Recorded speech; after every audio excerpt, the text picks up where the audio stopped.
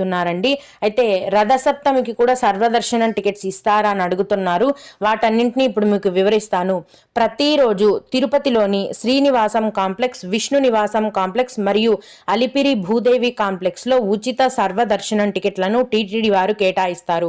అయితే సర్వదర్శనం ఇచ్చే టికెట్స్ లో టైమింగ్స్ మార్పు చేయడం జరిగిందండి టీటీడీ వారు.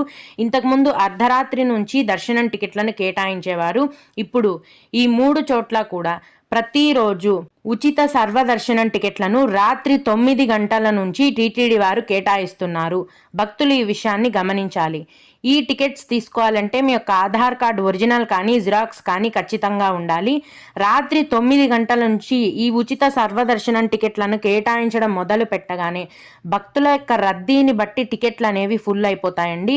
భక్తుల యొక్క రద్దీ ఎక్కువగా ఉంటే అర్ధరాత్రికంతా టికెట్స్ అయిపోతాయి, లేదా మరుసటి రోజు తెల్లవారుజామున వరకు కూడా టికెట్స్ అనేవి